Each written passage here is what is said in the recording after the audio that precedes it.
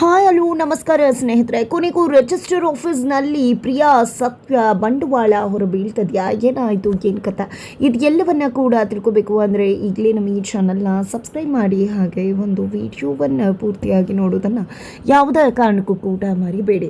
ಇಲ್ಲಿ ಪ್ರಿಯಾ ಒಂದಲ್ಲ ಎರಡಲ್ಲ ಎಷ್ಟು ಗುಟ್ಟುಗಳು ನಿಜಕ್ಕೂ ಕೂಡ ಪ್ರಿಯಾ ಮುಚ್ಚಿಟ್ಕೊಂಡಿರ್ತಕ್ಕಂಥ ಎಲ್ಲ ಸತ್ಯಗಳು ಕೂಡ ಒಂದೊಂದಾಗಿ ಒಂದೇ ಟೈಮ್ಗೆ ಹೊರಬೀಳುವ ಸಾಧ್ಯತೆ ಇದೆ.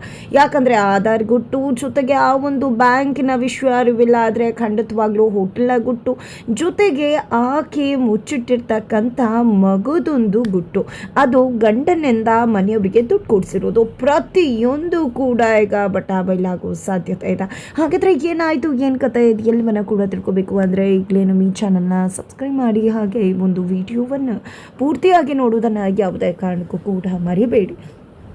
ನಂದವರು ದುಡ್ಡಿನ ವಿಷಯದಲ್ಲಿ ಪಕ್ಕಾ ಲೆಕ್ಕಾಚಾರ ಅಂತಲೇ ಹೇಳ್ಬೋದು. ₹1 ಆಚೆ ಈಚೆ ಆದರೂ ಕೂಡ ನಂದವ್ರಿಗೆ ಗೊತ್ತಾಗ್ಬಿಡತ್ತೆ. ಅಂಥದ್ರಲ್ಲಿ ಅವರ ಬ್ಯಾಂಕ್ ಅಕೌಂಟಿಂದ 10,000 ದುಡ್ಡು ಮಂಗಮಾಯ ಆಗಿದೆ. ಆ ಒಂದು ವಿಷಯ ಇನ್ನೂ ಕೂಡ ನಂದವ್ರಿಗೆ ಗೊತ್ತಿರಲಿಲ್ಲ. ಆದರೆ ಯಾವಾಗ ಮಗಳು ರಕ್ಷಾ ಮುಖಾಂತರ ಲೆಕ್ಕ ಹಾಕ್ಸಿದ್ರು ಆಗ ಲೆಕ್ಕ ಮಿಸ್ ಆಗುತ್ತೆ. ₹10,000 ಲೆಕ್ಕ ಸಿಗೋದಿಲ್ಲ. ಆಗ ಅವ್ರಿಗೆ ಡೌಟ್ ಬರೋದು ವಲ್ಲಭನ ಮೇಲೆ.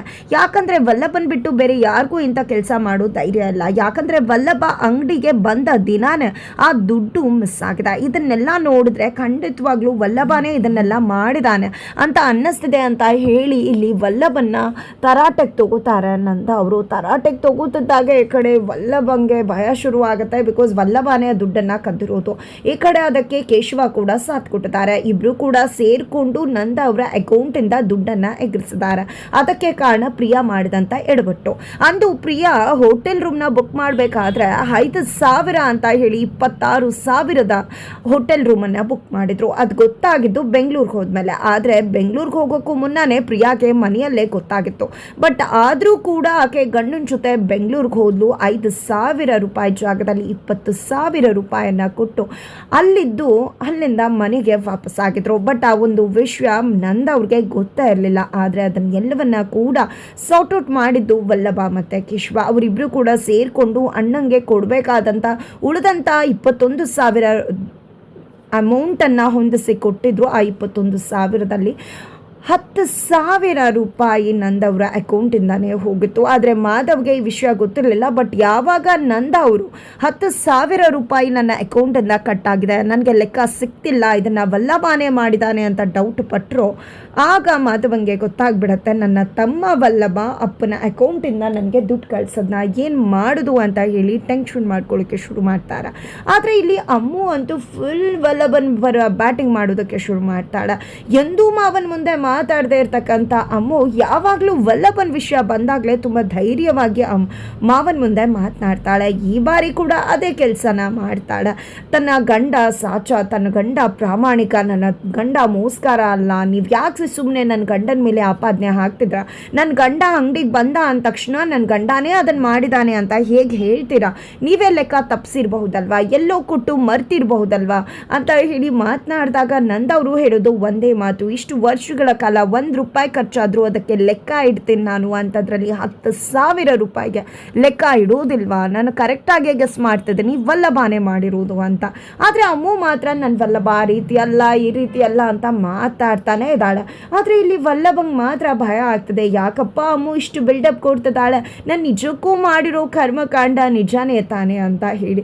ಈ ಕಡೆ ಅಮ್ಮು ಅಂತೂ ನನ್ನ ಗಂಡ ಸ್ವಾಭಿಮಾನಿ, ಅದಕ್ಕೆ ತಾನೇ ₹8,500 ಕೊಡ್ತೀನಿ ಅಂತ ನಿಮ್ಮ ಜೊತೆ ಕಮಿಟ್ಮೆಂಟ್ ಆಗಿರೋದು, ಜೊತೆಗೆ ₹8,500 ಅಲ್ಲದೆ ಸಾಕಷ್ಟು ರೀತಿಯ ಒಂದು ಕಮಿಟ್ಮೆಂಟನ್ನು ಕೂಡ ವಲ್ಲಭ ಮಾಡ್ಕೊಂಡಿದ್ದಾನೆ, ನನ್ನ ಜವಾಬ್ದಾರಿಯನ್ನು ತಗೊಂಡಿದ್ದಾನೆ. ಇಷ್ಟು ಸ್ವಾಭಿಮಾನದಿಂದ ದುಡಿತಕ್ಕಂತಹ ವಲ್ಲಭಂಗೆ ಕರ್ಮ ಏನು ನಿಮ್ಮ ದುಡ್ಡನ್ನು ಉಳಿಯೋದಕ್ಕೆ? ಖಂಡಿತವಾಗ್ಲೂ ಕೂಡ ಅವನು ನಿಮ್ಮ ದುಡ್ಡನ್ನು ತಗೊಂಡಿಲ್ಲ, ಸುಮ್ಮನೆ ವಿನಾಕಾರಣ ನೀವೇ ಅವನ ಮೇಲೆ ಆಪಾದನೆ ಹಾಕ್ತಿದ್ರಾ ಅಂದಾಗ ಸರಿ ಆಯಿತು ಬಿಡು, ಬ್ಯಾಂಕಿಗೆ ಹೋಗ್ತೀನಿ, ಆಗ ಸತ್ಯ ರಿವೀಲ್ ಆಗುತ್ತೆ, ಅವತ್ತು ಮಾತಾಡ್ತೀನಿ ನಿನ್ನ ಜೊತೆ ಅಂತ ಹೇಳಿ ನಂದ ಅವರು ಹೇಳ್ತಾರೆ.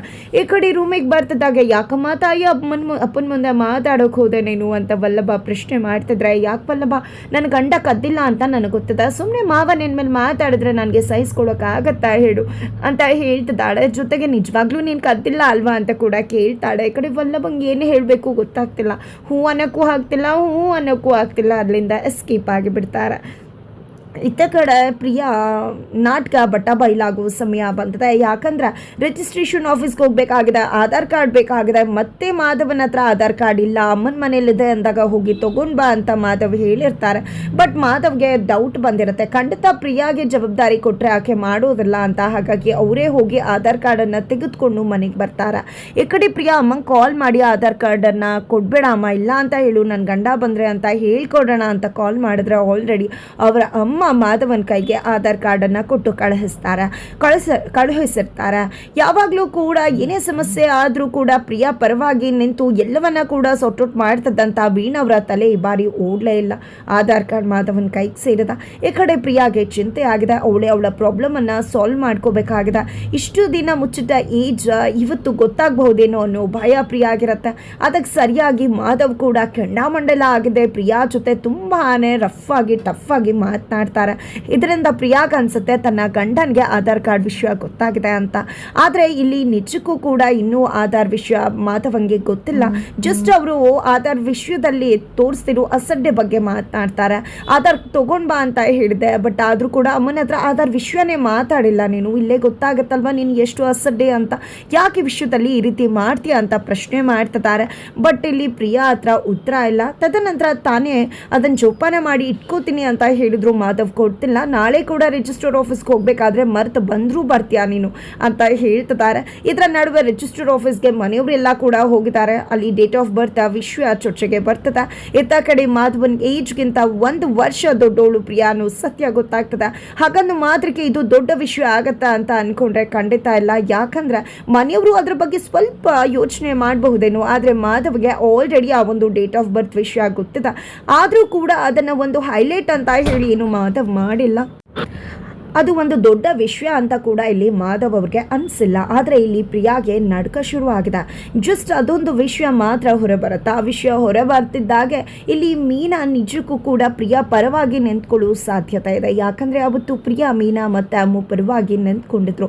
ಇವತ್ತು ಮೀನಾ ಸಾಥ ಪ್ರಿಯಾಗೆ ಸಿಗ್ತದೆ. ಜೊತೆಗೆ ಇಲ್ಲಿ ಆ ಒಂದು ವಿಷಯದ ಜೊತೆಗೆ ಹೋಟೆಲ್ ವಿಷಯ ಕೂಡ ಮನೆಗೆ ಬರ್ತಿದ್ದಾಗೆ ಬಯಲಾಗ್ತಿದ್ದಾಗೆ ಆ ಒಂದು ವಿಷಯದಲ್ಲಿ ಪ್ರಿಯಾ ಮಾಡ್ಕೊಂಡಿರ್ತಕ್ಕಂಥ ಎಡವಟ್ಟಿನಿಂದ ನಂದವರ ಕೋಪಕ್ಕೆ ಗುರಿ ಆಗ್ತಿದ್ದಾಳೆ. ಇದೆಲ್ಲಕ್ಕಿಂತ ಮುಖ್ಯವಾಗಿ ನಿಜಕ್ಕೂ ಕೂಡ ಹೈಲೈಟ್ ಆಗ್ತಕ್ಕಂಥದ್ದು ಅಪ್ಪನಿಗೆ ಹೇಳಿದೆ ಮಾಧವ್ ಕೊಟ್ಟಿರ್ತಕ್ಕಂಥ ಆ ಒಂದು 1,20,000 ರೂಪಾಯಿ. ಈ 1,20,000 ರೂಪಾಯಿಯನ್ನು ಮಗ ತನಗೆ ಹೇಳದೆ ಕೊಟ್ಟಿದ್ದಾನೆ. ನನಗೆ ವಿಷಯ ತಿಳಿಸಿದ್ರೆ ಏನಾಗ್ತಿತ್ತು, ನನ್ನ ಮೇಲೆ ನಂಬಿಕೆ ಇಲ್ವಾ, ಅಪನಂಬಿಕೆ ಬಂದು ಬಿಡುತ್ತಾ, ನನ್ನ ಮಗ ಕೂಡ ನನ್ನಿಂದ ವಿಷಯ ಮುಚ್ಚಿಡುವುದಕ್ಕೆ ಶುರು ಆಗ್ಬಿಟ್ನಾ ಅಂತ ಹೇಳಿ ಅದು ಒಂದು ದೊಡ್ಡ ಹೈಲೈಟ್ ಖಂಡಿತ ಆಗತ್ತೆ. ಬಟ್ ಹೇಗೆ ಎಂತೂ ಹೇಗಾಗತ್ತೆ ಅದು ಅನ್ನೋದನ್ನು ತಿಳ್ಕೋಬೇಕು ಅಂದರೆ ಮುಂದಿನ ವಿಡಿಯೋಗೆ ವೇಟ್ ಮಾಡೋದನ್ನು ಯಾವುದೇ ಕಾರಣಕ್ಕೂ ಕೂಡ ಮರಿಬೇಡಿ.